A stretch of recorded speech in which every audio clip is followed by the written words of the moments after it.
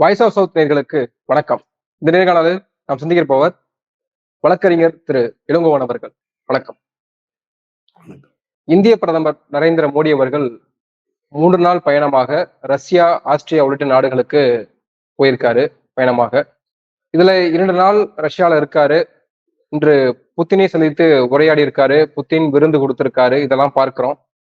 அதே வேளையில இந்திய பிரதமர் மோடி அவர்கள் முந்தைய காலங்கள்ல ரஷ்யா உக்ரைன் போரை தடுத்து நிறுத்தினாரு. ஒரு டிப்ளமேட்டிக் ஒரு பர்சனாக லீடராக மோடி இருக்கிறார்.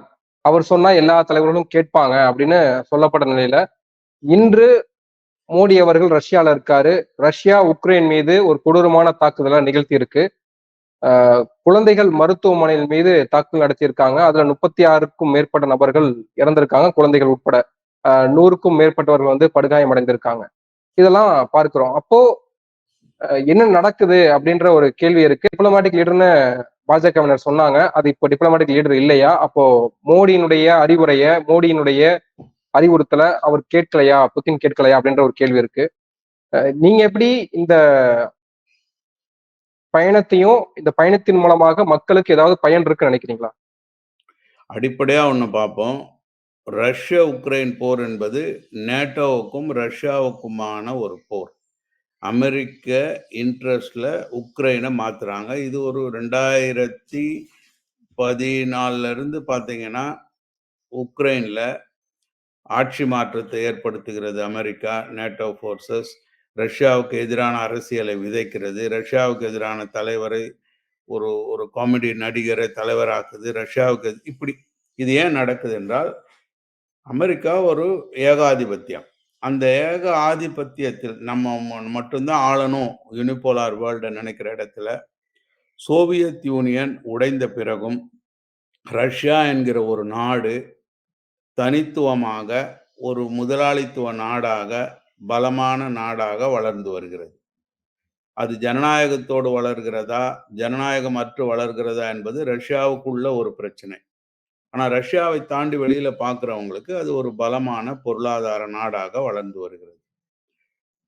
இப்போ இந்த புறம் சீனா அதே போன்று வளர்ந்து வருகிறது. இப்ப தன்னை விட யாரும் பொருளாதாரத்தில் உலகத்தில் ஆதிக்கம் செலுத்தக்கூடாது என்று நினைக்கிற அமெரிக்கா, தான் வைத்துக் கொண்டிருக்கிற கூட்டணியை வைத்து ஆங்காங்கு ஒரு தொல்லையை அருகில் உள்ள நாடுகளுக்கு கொடுக்கிறது பழக்கம். அப்படி செய்யக்கூடிய ஒன்றுதான் உக்ரைன். அப்போ உக்ரைனில் நடக்கக்கூடிய போர் என்பது நேட்டோவினுடைய போர். நேட்டோ ரஷ்யாவை அடக்கி வைப்பதற்காக. அப்போ ஐரோப்பிய நாடுகளுக்கு என்ன சொல்றாங்க? ரஷ்யா உக்ரைனை கைப்பற்ற வருகிறது. ரஷ்யா உக்ரைனை கைப்பற்றிவிட்டால் அடுத்து ஐரோப்பாவிற்கு ஆபத்து என்று ஐரோப்பாவிடம் அந்த போரை நிர்பந்திக்கிறது. அந்த போரை நிர்பந்தித்து ஐரோப்பிய நாடுகள், நேட்டோ கூட்டணி நாடுகள் உக்ரைனுக்கு காசு கொடுங்க, உக்ரைனுக்கு ஆயுதம் கொடுங்கள் என்று சொல்லி அந்த போரை நிகழ்த்தி கொண்டிருக்கிறது. அந்த போர் ஒரு வழியாக முடியாது என்கிற ஒரு நிலையில் கிட்டத்தட்ட உக்ரைனை கைவிடக்கூடிய நிலையில் அமெரிக்காவினுடைய இன்ட்ரெஸ்ட் இப்போ இஸ்ரேல் பாலஸ்தீன் வார் பக்கம் போயிட்டு. ஸோ உலக அரசியலை பார்த்து வருபவர்களுக்கு தெரியும், அமெரிக்கா உக்ரைனை கைவிடுகிறது. அமெரிக்கா இஸ்ரேலை கை கொண்டு பாலஸ்தீனியர்களுக்கு எதிரான போரை ஆதரித்து நடத்துகிறது. இது உலக அரசியல்.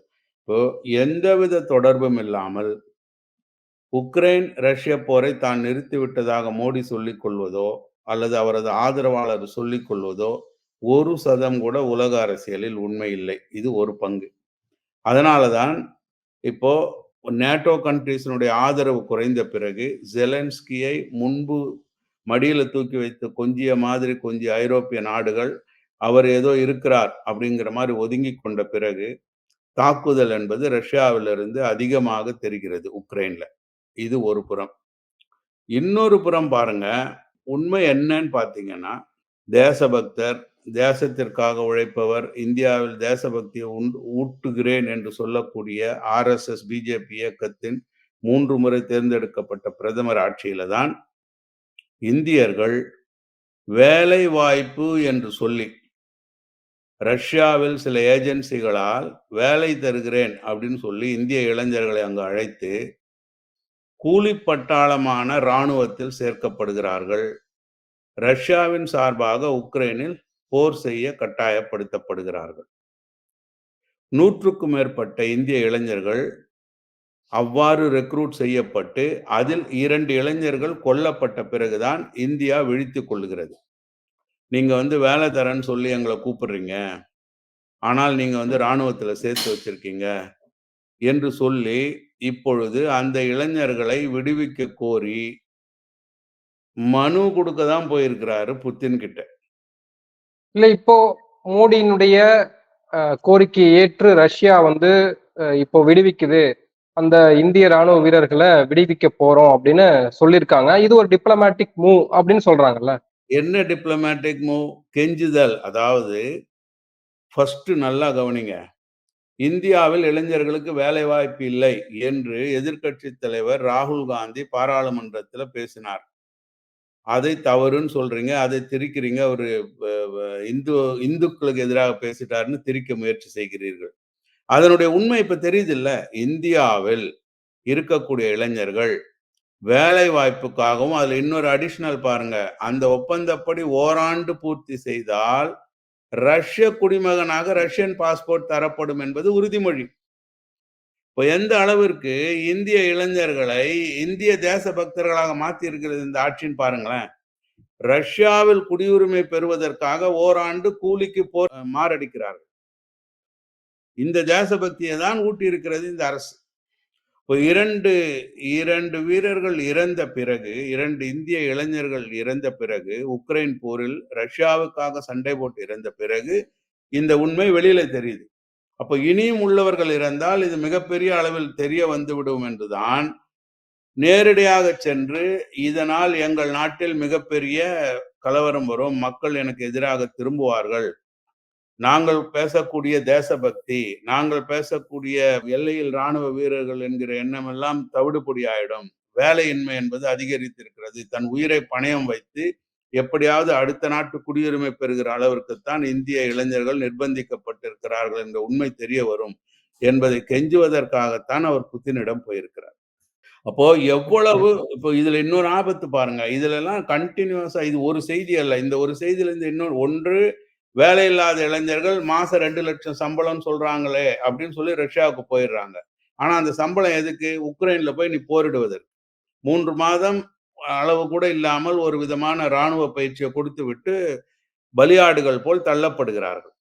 ஒரு மெர்சினரி ஆர்மியுடைய கூலி வேலை செய்யற. இல்ல, இங்க வேலையற்று இருந்தவர்களா அவர்கள் ராணுவ வீரர்கள் இங்க இருந்தது இல்லையா? இல்ல, வேலையற்று இருந்தவர்கள் அடுத்து வரப்போதுதான் ராணுவ வீரர்கள். இப்ப அதுக்குதான் வர்றேன் நான். அக்னிவீர் என்ன செய்யறாங்க அப்படின்னா, ஒன்லி 4 இயர்ஸ் நீங்க ராணுவத்துல இருந்தா போரும்னு சொல்லி 4 ஆண்டுகளுக்கு பிறகு அந்த ராணுவ வீரர்களை சாதாரண மக்களாக அவிழ்த்து விட்டு விடுகிறார்கள். அவங்களுக்கு எதுவும் கிடையாது, பென்ஷன் கிடையாது, ஒண்ணும் கிடையாது. ஒரு தொகுப்பூதியத்தை கொடுத்து நீங்க போயிடலாம்னு சொல்லிடுறாங்க. அப்போ அப்படிப்பட்ட ஆட்களும் இது மாதிரி செல்லக்கூடிய நிலைமை தான் ஏற்படும் என்பதுதான் இதில் உள்ள ஆபத்து, அக்னிவீர் திட்டத்தில் உள்ள ஆபத்து.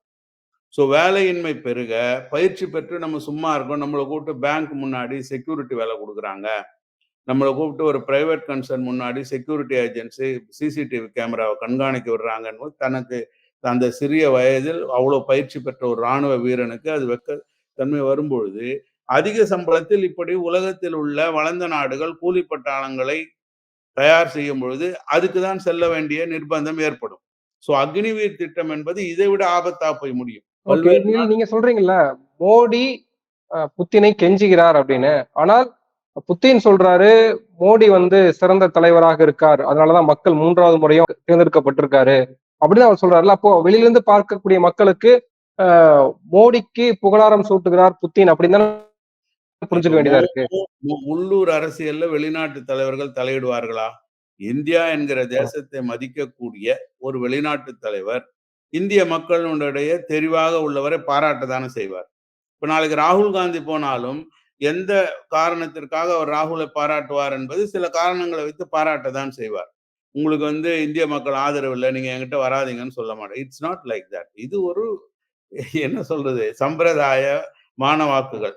உண்மைதான், மக்கள் ஆதரவு என்கிற ஒரு தேர்தலின் மூலம்தான் மோடி இப்போ அமைந்திருக்கிறார் உலகம் சொல்லத்தான் செய்யும்.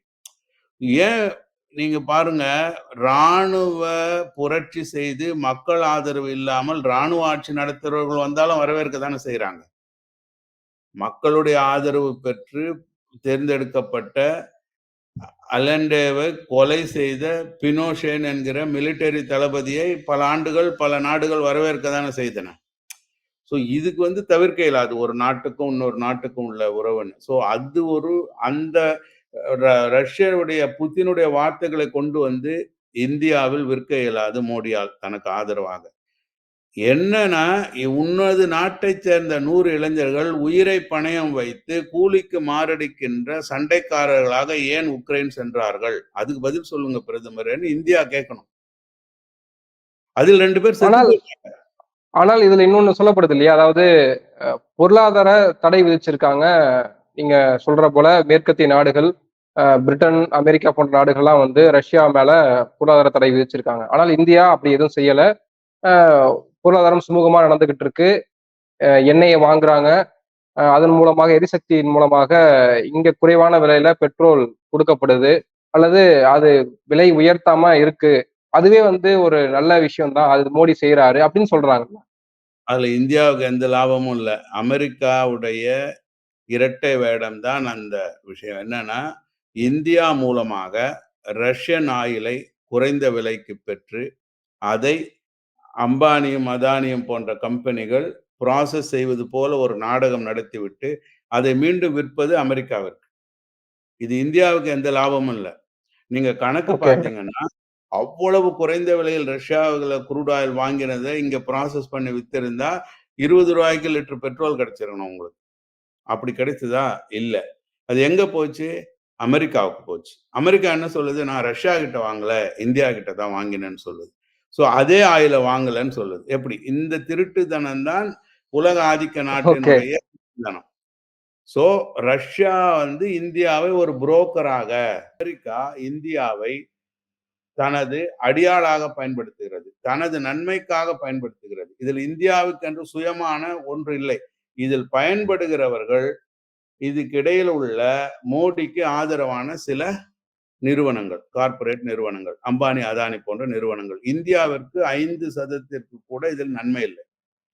சோவியத் யூனியன் இருந்த பொழுது இந்தியாவிற்கு சயின்ஸ் அண்ட் டெக்னாலஜியில் அவ்வளவு, இன்றைக்கு நம்ம 2G spectrum to 5G spectrum பேசுறோம், செல்போன் எல்லார் கையிலும் இருக்கு, இவ்வளவு இருக்குன்னா இதற்கெல்லாம் அடிப்படை காரணம் சோவியத் யூனியனுடைய அறிவியலிலும் தொழில்நுட்பத்திலும் இந்தியாவிற்கு கொடுத்த உதவி, ஸ்பேஸ் டெக்னாலஜியில் இந்தியாவிற்கு அளித்த உதவி, அதன் மூலமாக இந்தியா பெற்ற நன்மைகள். ஆனால் அந்த நன்மைகள் பொதுத்துறையின் மூலமாக இன்னும் பல்கி பெருக வேண்டிய ஒரு காலகட்டத்தில் ராஜீவ்காந்தி அவர்களை கொலை செய்துவிட்டு இந்தியாவை சந்தையாக தனியார் கார்ப்பரேட்டுகள், உலக கார்ப்பரேட்டுகள் எடுத்துக்கொண்டன.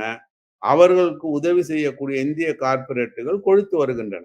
அந்த சோவியத் யூனியன் அல்ல இன்றைய ரஷ்யா.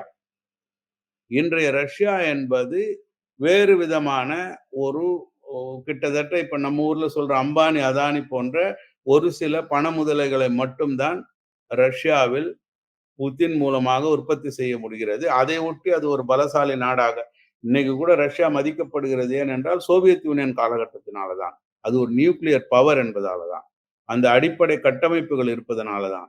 ஆனால் அதை பயன்படுத்துகிற ஆட்கள் அமெரிக்க பாஷையில சொல்ல போனா அலிகார்க். எல்லா ஊர்லயும் அலிகார்க் இருக்கான், அமெரிக்காவிலயும் இருக்கான், பெரும் பணக்காரர்கள், கார்ப்பரேட் நிறுவனங்கள். இப்போ அந்த போட்டி தான், முதலாளித்துவ நாடுகளுக்கான போட்டி தான் ரஷ்யாவுக்கும் அமெரிக்காவுக்கும்.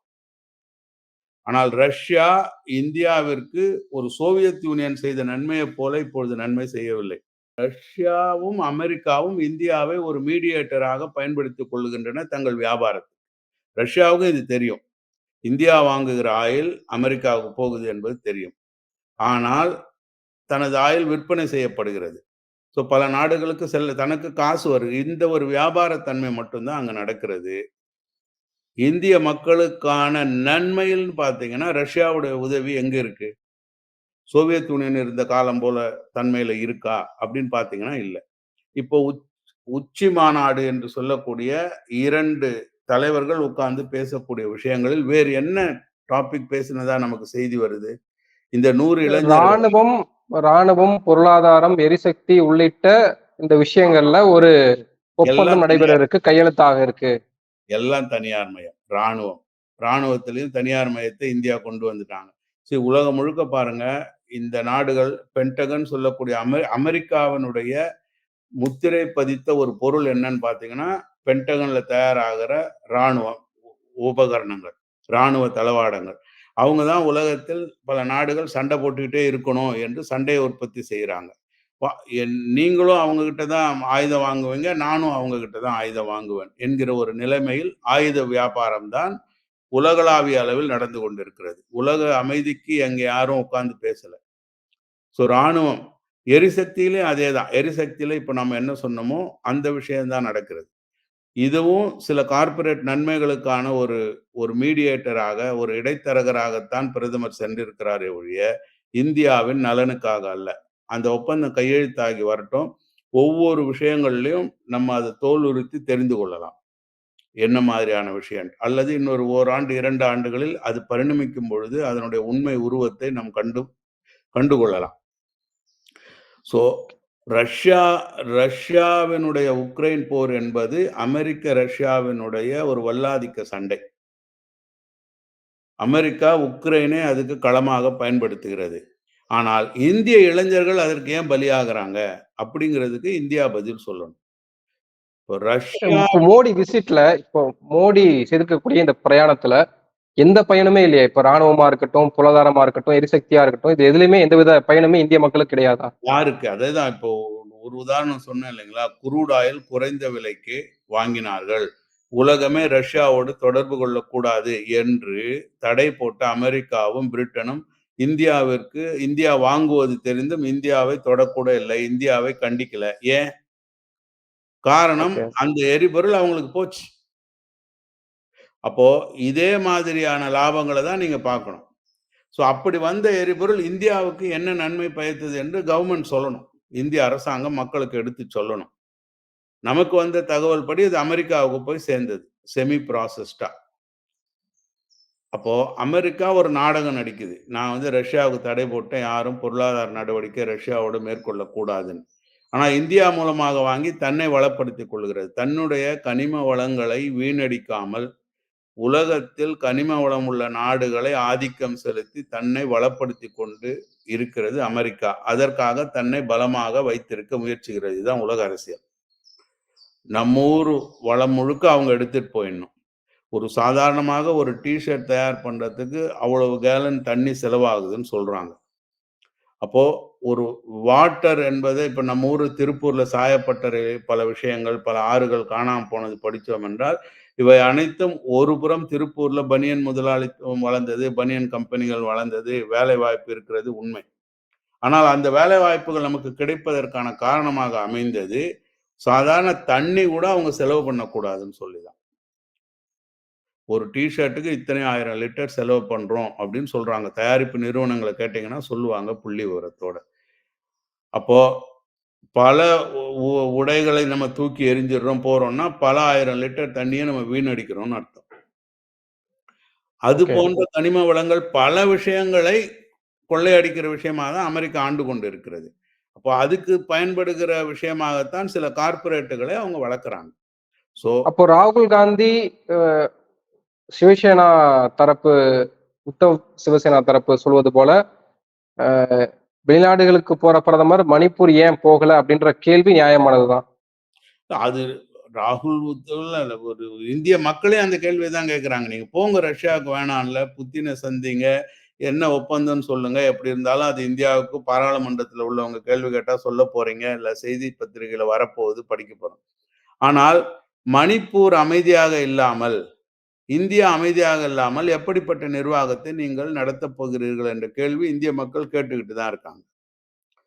மணிப்பூர் செல்ல இயலாத இப்போ ஒரு ஒரு சாதாரண விஷயமாக ஒரு இறப்பு நடந்தால் அங்க இவர் வரல, அவர் வரலன்னு சொல்லக்கூடிய அளவுக்கான புகார்களை மக்கள் தெரிவிக்கிற சமூகம் நம்முடைய சமூகம். சரி, அவங்களுக்கு எதுக்கு ஒரு குறை? நம்ம ஒரு எட்டு போயிட்டு வந்துருவோம்னு போகக்கூடியவர்களாக நம்ம இருக்கிறோம். அவர்களுக்கு இது ஒரு குறையா இருக்கக்கூடாது. ஆனால் ஒரு இந்திய பிரதமராக இருந்து கொண்டு தனது ஆட்சியில் கலவரம் நடந்து கொண்டிருந்தது. அதன் பிறகும் நம்ம வென்றிருக்கிறோம். இப்பொழுதாவது போய் அதை அடக்குவோம்.